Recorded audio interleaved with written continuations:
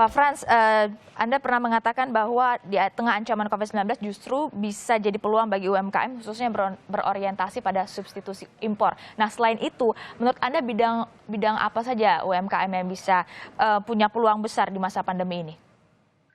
Oke, terima kasih Mbak Stefani. Jadi memang kan sekarang tadi saya katakan, sekarang kita sudah melewati masa survival. Sekarang ini kita masuk ke masa recovery. Terus berikutnya baru growth, baru rebound. Nah, menurut saya, 3 masa berikutnya ini, baik itu recovery, growth, dan juga rebound, ini tetap dasar yang kita harus andalkan adalah UMKM, ekonomi kerakyatan. Kenapa? Dengan adanya kebijakan global, masing-masing negara pasti akan proteksi dulu kebutuhan dalam negerinya, berarti ini kan supply chain, rantai pasok global akan terganggu. Jadi masing-masing negara akan memenuhi kebutuhan masing-masing. Nah, inilah yang menjadi peluang. Jadi disinilah peluang bahwa Indonesia bisa kita wujudkan kemandirian pemenuhan kebutuhan-kebutuhan barang-barang, terutama konsumsi. Nah, ini yang menjadi peluang. Bagaimana ceritanya semua kebutuhan-kebutuhan yang selama ini diimpor itu akan menjadi bisa kita produksi sendiri, akan bisa membuka lapangan kerja baru, dan juga pasti akan lebih meningkatkan pertumbuhan ekonomi. Nah, ini yang kita harus bisa sikapi. Kami dari praktisi menyerukan kepada pemerintah bahwa sekaranglah waktunya kita kembali ke ekonomi kerakyatan. Karena ekonomi kerakyatan sejatinya adalah ekonomi yang bertumpu kepada kekuatan rakyat, bersama-sama bergerak untuk sama-sama kita maju bersama. Nah, itu Mbak Stefani. Anda lihat di bidang jasa misalnya peluangnya terbuka kah? Peluang jasa itu tetap terbuka, apalagi kalau kita katakan adalah jasa keuangan sekarang. Jasa keuangan ini yang kita katakan sebagai supporting daripada sektor real itu sendiri. Karena UMKM, pekerja informal itu adalah memang mereka adalah pemeran utama daripada sektor real yang langsung berhubungan dengan kebutuhan daripada masyarakat sehari-hari. Mbak Rina, peluangnya cukup besar untuk bisa di bidang jasa juga. Anda melihat seperti apa? Kalau saya justru melihat khususnya untuk bidang jasa, event organizer dan wedding organizer agak sulit sih ya menentukan ya. Karena mereka itu menentukan dari hari ke hari, minggu ke minggu, sampai ke bulan demi bulan gitu. Jadi peraturan dari pemerintah apa saja yang akan diberikan, itulah memang yang kami tunggu. Karena kami berhubungan mungkin dengan petugas KUA seperti itu. Jadi dari kantor kepengurusan KUA pun sampai detik ini juga masih belum bisa memberikan jawaban gitu. Apakah bisa menikah di gedung atau di kediaman atau hanya di KUA saja, itu masih belum gitu. Nah, memang ada keputusan pemerintah yang hanya bisa melaksanakan acara akad nikah itu kurang lebih sekitar 20 orang. Nah, 20 orang itu adalah di manakah, terus apakah terlibat dari kedua belah pihak keluarga itu 20 orang. Tapi misalnya ada beberapa juga seperti kayak kami sebagai wedding organizer biasanya mengurus dari preparation sebelum-sebelumnya nih, acara pengajian, terus acara ritual seperti ada siramannya atau misalnya acara-acara adat yang lain. Mereka kan memang sangat menunggu momen-momen seperti itu. Itu juga masih belum jelas juga bagaimana keputusan dari pemerintah. Nah, lalu sampai ke resepsi juga sama gitu, yang mungkin akan berdampak sangat banyak untuk mengundang para tamu-tamu tersebut. Nah, itu juga masih belum jelas berapa banyakkah jumlah tamunya dan seperti itu. Ya, dengan ada keterbatasan ini, apa yang Anda siapkan untuk new normal nanti, Mbak Rina? Mempersiapkan ini aja sih sebenarnya kepada beberapa tim kru saya gitu ya dari sekarang itu untuk sama-sama menjaga kesehatan, terus seperti itu sih. Lebih banyak berkreatif, tetap berkreatif, karena sekarang ini kan di masa-masa saat ini pekerjaan untuk jasa wedding organizer lebih gampang dilaksanakan di rumah karena lebih berkoordinasi antara vendor satu dengan vendor yang lain.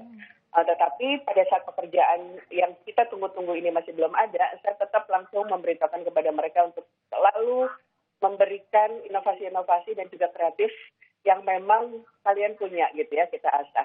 Jadi mencari skill atau potensi di dalam diri sama tetap semangat aja. Jadi pada saat nanti ada new normal, terus kita bekerja, kita udah mulai siap gitu. Jadi rombak abis semua paket yang ada ya. Mungkin bisa ada paket mini, paket di rumah saja, paket akad saja gitu ya Mbak? Iya, betul, betul. Ada paket akad saja, akad itu kalau misalnya dilaksanakan di KUA itu seperti apa, terus berapa orang jasa yang memang dikeluarkan gitu. Jadi memang yang biasanya banyak, karena memang kita diperkecil.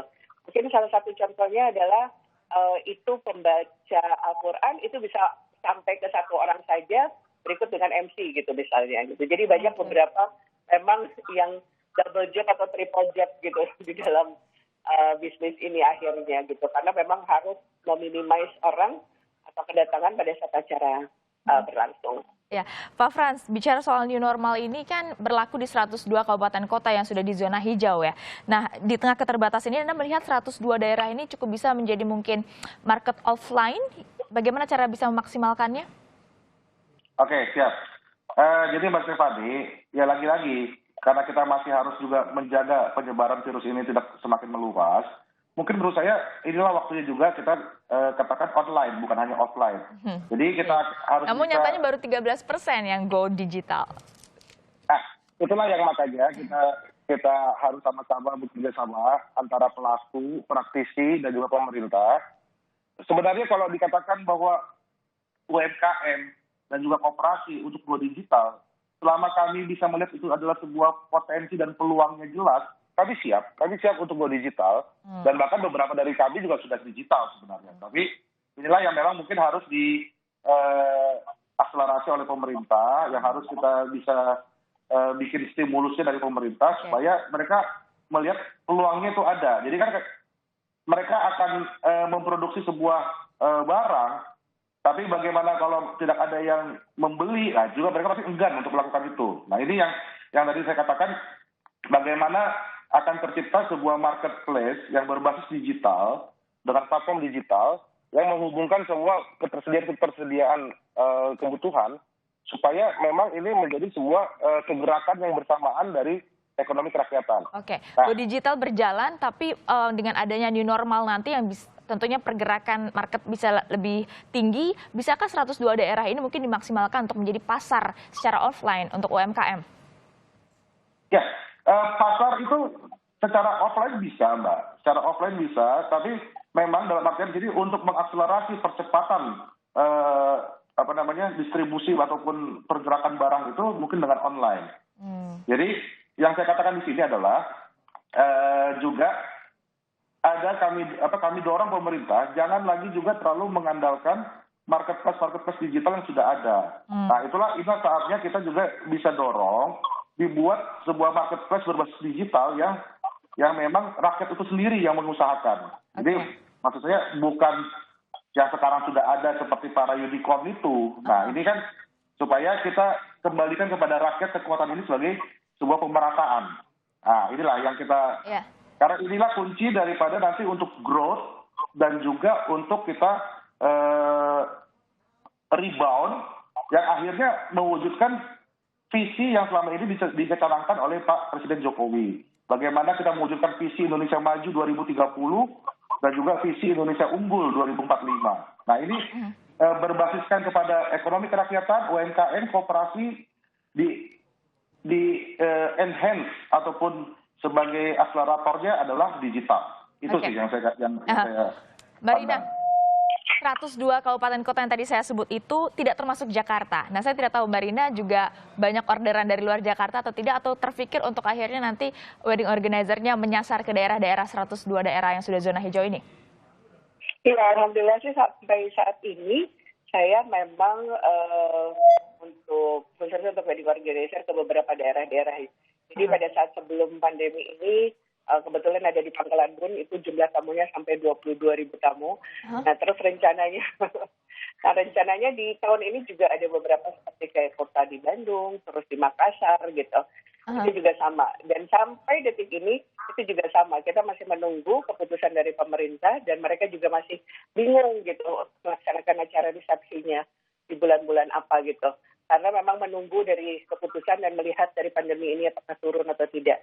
Karena jujur kalau misalnya memang pandemi dari beberapa zona yang memang masih masih merah atau misalnya sudah hijau, mereka melihat dari angka pertumbuhan dari pandemi apakah meningkat atau menurun. Dan khususnya untuk saya sebagai wedding organizer, apalagi kalau misalnya kita keluar kota, itu kan banyak sekali prosedur yang harus dilaksanakan. Seperti memang harus ada surat dari swabnya, terus apakah pulang dari sana itu diisolasi atau tidak, dan lain sebagainya. Itu juga masih belum jelas sampai saat ini. Masih ada hambatannya juga. Terakhir, Ya. Mbak Rina, jadi dengan melihat skema persiapan new normal yang sudah disiapkan oleh pemerintah, Anda optimistis sebagai UMKM?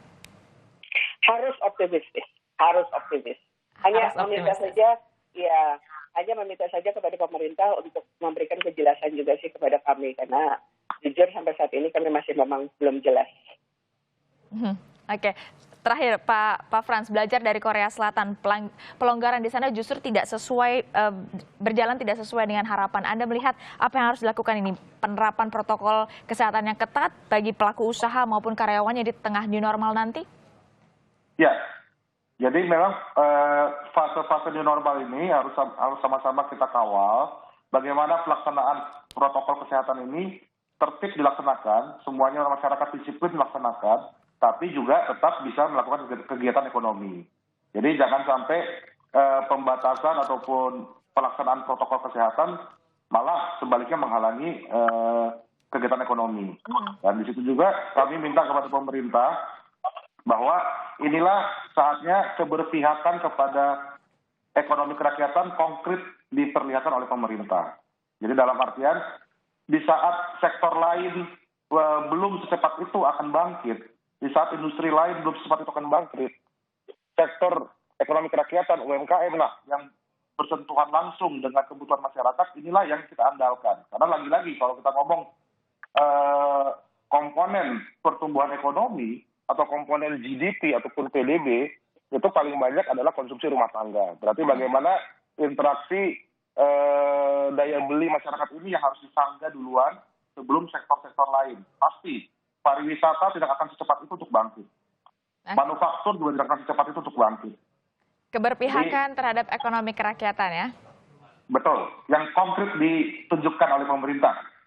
Itu Mbak Stefani. Ya, dan kita semua harus optimistis bahwa kita semua bisa bangkit, termasuk juga sektor UMKM. Terima kasih Pak Frans dan juga Mbak Rina atas waktunya bersama dengan Sapa Indonesia Akhir Pekan. Selamat pagi. Oke, terima kasih. Salam sehat. Salam sehat. Sampai ketemu, tetap sehat. Atur nuhun. Ya, sehat.